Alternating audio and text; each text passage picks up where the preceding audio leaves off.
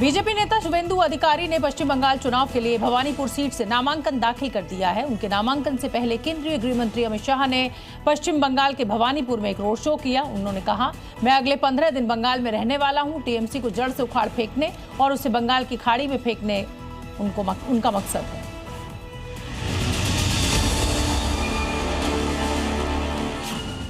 बंगाल में ममता वर्सेस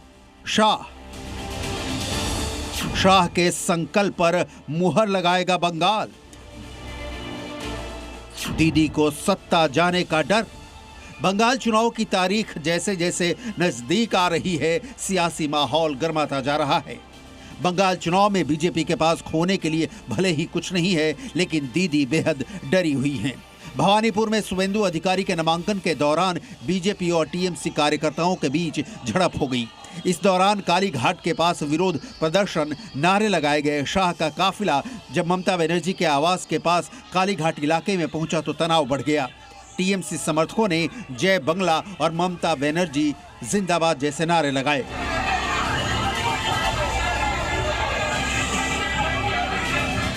हालात काबू करने के लिए पुलिस ने बैरिकेडिंग की और भीड़ पर कंट्रोल किया।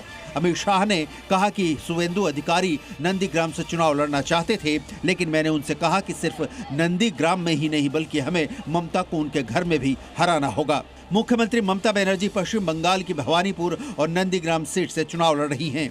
बीजेपी ने उनके खिलाफ शुभेंदु अधिकारी को दोनों सीटों से मैदान में उतारा है। शाह ने जनता से अपील की है कि टीएमसी को जड़ से उखाड़ फेंकने और उसे बंगाल की खाड़ी में फेंकने के लिए हर किसी को बिना किसी डर के वोट देना चाहिए। पूरा बंगाल ममता बनर्जी को विदाई करने के लिए तैयार है, मगर भवानीपुर वालों, पूरे बंगाल में परिवर्तन करने आपके हाथ में है। ऐसा है, एक एक सीट कर जीतेंगे, 170 सीट तक जाएंगे, तब परिवर्तन होगा, ठीक है ना। इस दौरान बरहमपुर विधानसभा क्षेत्र से कांग्रेस उम्मीदवार अधीर रंजन चौधरी ने भी ममता बनर्जी पर तंज कसा। ममता बनर्जी मुर्शिदाबाद में जितने ज्यादा रुकेगी उतने ज्यादा ही यहाँ दंगा लगने की संभावना बनेगी। इसलिए बेहतर होगी ममता बनर्जी यहाँ से चले जाए, क्योंकि मुर्शिदाबाद में उनकी पार्टी के दोबारा जीतने की कोई संभावना नहीं है।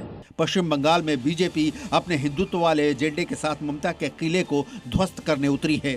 ममता बनर्जी की हिंदू विरोधी सोच पर हमलावर है और बीजेपी के इस हिट चुनावी एजेंडे ने ममता को डरा दिया है। और यही वजह है कि पश्चिम बंगाल में जीत का चौका जड़ने के लिए मुस्लिम वोट बैंक को डराकर अपने पाले में करना ममता की जरूरत भी है और मजबूरी भी।